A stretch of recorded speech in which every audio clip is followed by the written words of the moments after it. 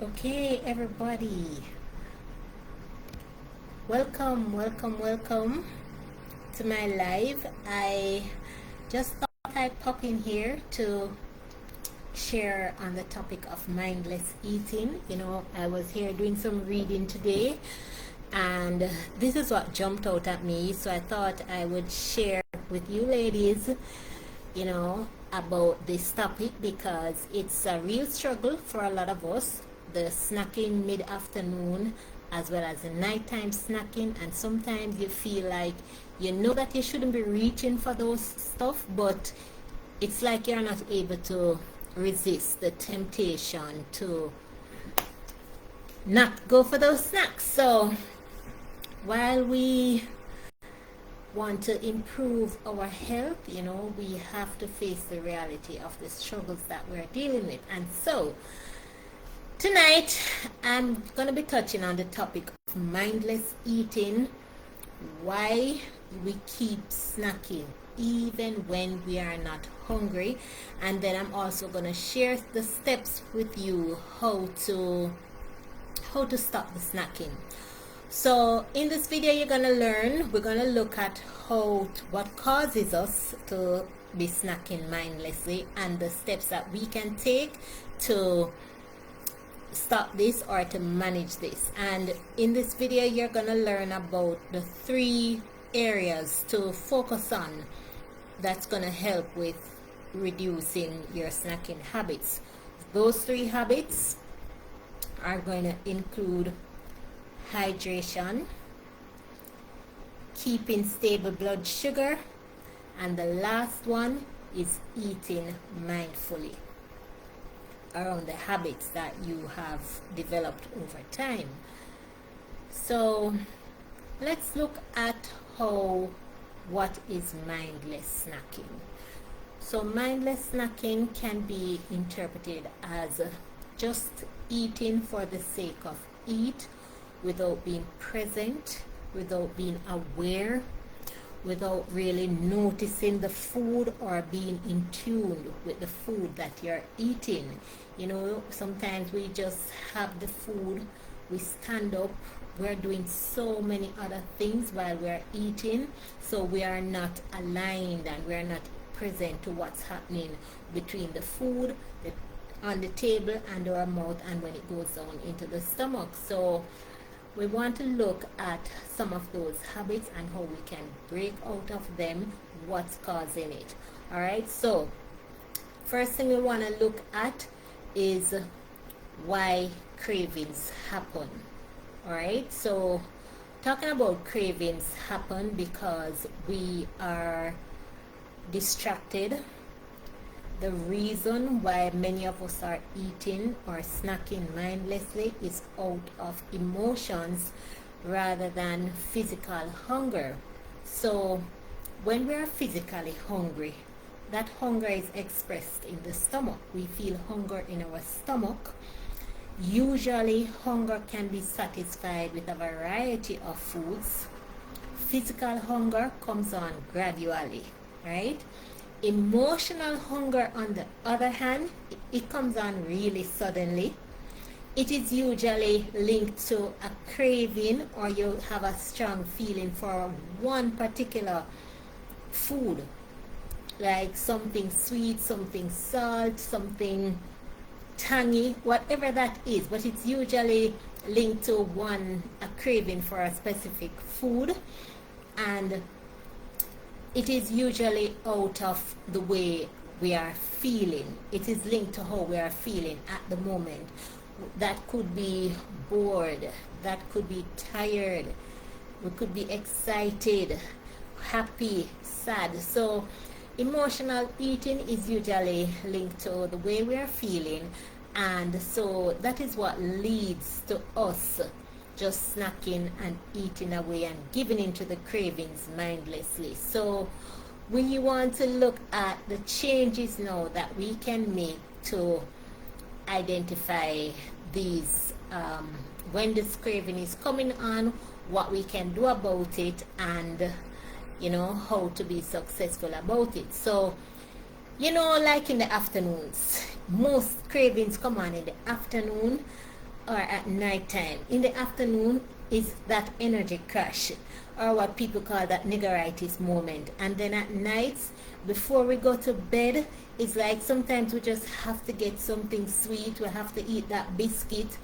we have to eat that bag of chips, we have to drink that cup of Milo or whatever sweet drink, beverage, a little piece of pastry, something.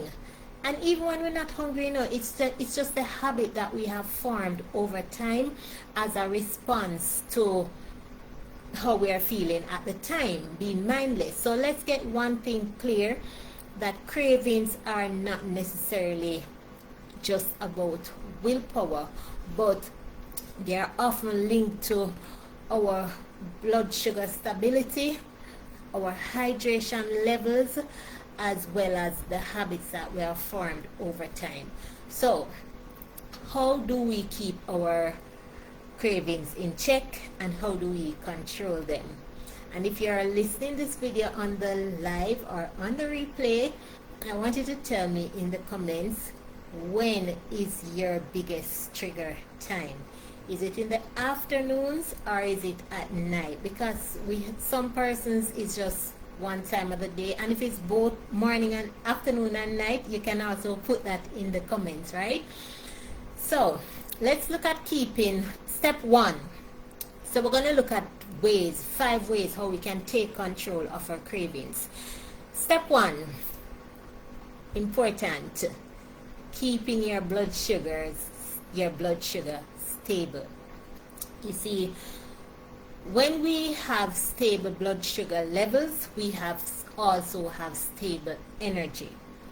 When we have a blood sugar that is spiked or crashes suddenly, that's when we give in to cravings, because if your blood sugar levels are stable, your energy is also stable. And we want to make sure we do that around the timing of the foods when we eat, as well as the quality of foods that we're eating. So we want to make sure that we have protein and healthy fats in every meal. The protein to keep you full slows digestion, and fat helps to manage our hormones, especially that hormone that signals to our brain when it's time to stop eating or when we are full. So we want to make sure we include protein and healthy fats in every meal. And the other thing, guys, to keep your blood sugar stable, do not skip meals. It is important not to skip meals, It is important not to skip meals, especially in the morning and lunchtime.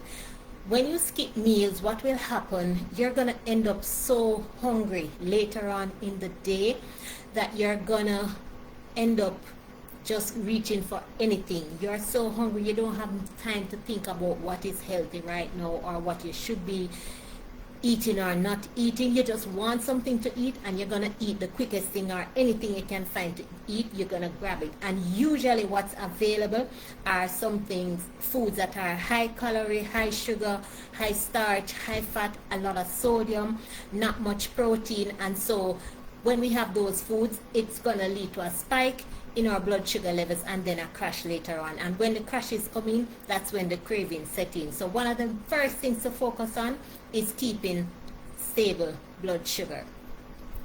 All right, step 2, or the second thing we want to look at, is how to identify the triggers. When the cravings come on, what's happening at the time with us? How are we feeling at that particular moment? Are we sad? Are we bored? Are we stressed? I mean, we're at the desk working, you have to finish this report, you have the kids to pick up, and a lot is going on, and you're pressed for time, and then the stress level is increasing, and then you just reach for something. Is it that you're excited, you're happy? You know, some persons, when they are sad or lonely, they reach for something to eat, and they just sit and snack away. All right, so we want to look at what is causing us. And if you're not sure, when you feel like the craving is coming on, what you can do is just reach for a glass of water and then wait 10 minutes before you actually give in to that craving. All right, so excuse me 1 minute. 1 minute. Ouch.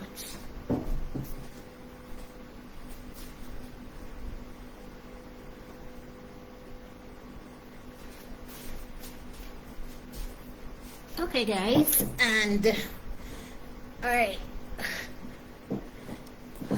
Okay, back with you. All right, so that was identifying your triggers. Step number 3, set up your environment for success. You wouldn't be, this makes such a big difference. What do I mean by setting up your environment for success? 1, keep it out of reach. Don't make it easy for you to access the snacks. Stock your fridge with the healthier options. So you're gonna plan in advance your snacks in advance, and when you go shopping, you're gonna buy the things that you know are the healthier options. So you buy your nuts, you buy your Greek yogurts, you buy your eggs and your fruits, and you have lots of them. When you come home with them, especially the fruits and stuff, just peel them and prep them, cut them up, put them up in the containers in the fridge, so that when you are ready for and you feel that urge, you don't have to stop to peel it, you don't have to stop to wash it, to cut it up or anything. It's already there. You just grab it out, right? Put away the things that out of reach that you know are tempting for you. If it is that you have children and you have to have some of these things in the house, put them out of your reach. Put them in the kids' lunchbox and let them stay there. Do not get up from where you are. Don't leave the fruits in front of you and go all the way over there to go take out the children's snack. So it's about organizing ourselves and planning in advance and preparing so that we can have these on hand. We can reach for them in the event. And then number 4, step 4, manage your trigger times. When this so you identify what's causing it, but for some of us is in the afternoon, some of us is at night. What can we do around that time when the craving is coming on as a distraction from the craving? So we can plan to do something else around that time, like a phone call somebody, talk to somebody, put on some music. You can plan to go for a walk, you can plan exercise, get up and do some housework, or plan to prep yourself and get your stuff ready for work the next day. If it is that afternoon time, go for a walk, take that afternoon break from your desk, and believe me, just get up, walk around your office or walk to the car park and walk back, something, or just go and say hi to your co-worker. Do something that will break you focusing and concentrating on that snack that you want to reach for, in addition to make it as your water break moment also. So that's one way. Call a friend, right? And don't forget, at night I do this a lot. Every night I make sure I have a cup of herbal tea. Sometimes I do chamomile, sometimes I do peppermint, I do ginger, whichever one of them, but I just always have that at night because it's a coping mechanism that calms me at night, helps me to relax and set up for a night's rest. So that's another thing that you can do. Then step number 5, practice mindful eating. What does that look like? When you have the snack in front of you, or if you have to snack, listen, don't eat from the bag. Share out your snack on a plate, the serving amount or the portion that is adequate for you at the time. Eat that amount and no more. Also, if you have to snack, sit down and eat. Don't be walking around with the food or walking around with the entire bag of chips and doing all sorts of things, because before you know it, you're going to be finished with that. You're going to finish it and you don't even realize that you eat it off. So one of the things is to be, as I said at the beginning, is to be aware when you're eating. sit down, limit the distractions, put away the phone. Do not sit and be in front of the TV or just snacking away mindlessly. Always be aware of what it is and what's going on at the moment. So these small simple habits, they may seem small and simple, but they make a huge difference, right, in keeping your energy balanced and keeping your habits intentional. So let me go over the 5 steps again. Number 1, keep your blood sugar stable. Number 2, identify triggers. Number 3, set up your environment for success. Number 4, manage your trigger times. And number 5, practice mindful eating.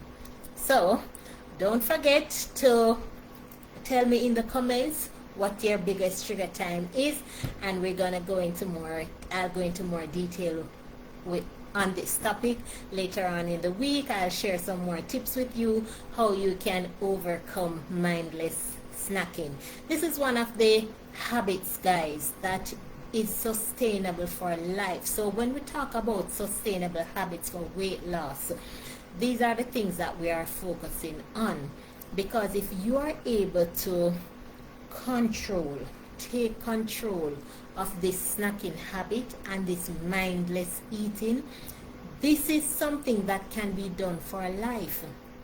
But remember, it takes intention to start, because we have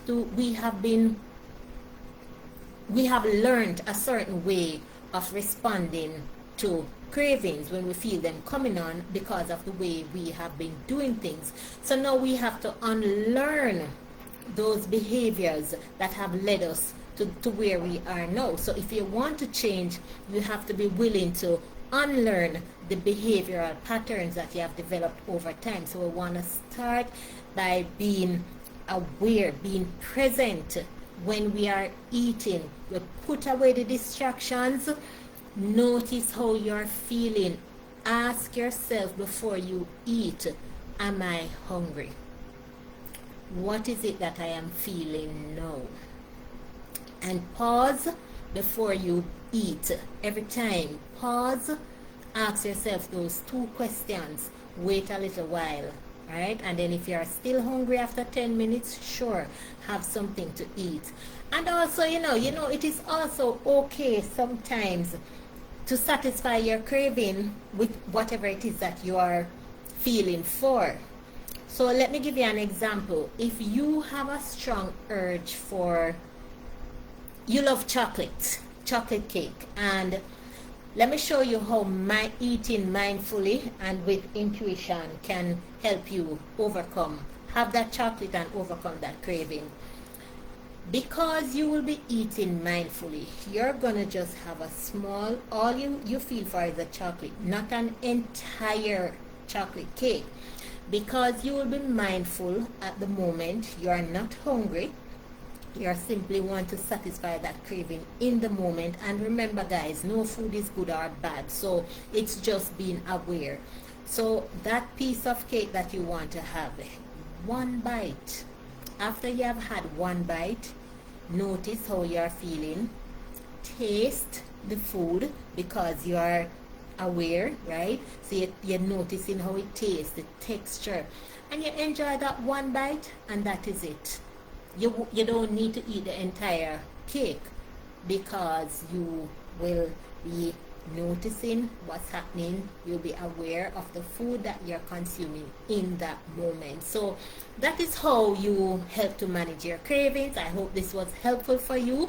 So drop your comments below, afternoon or nighttime, or tell me what your biggest struggle is when it comes on to the craving, and let's see how we can work on strategies together.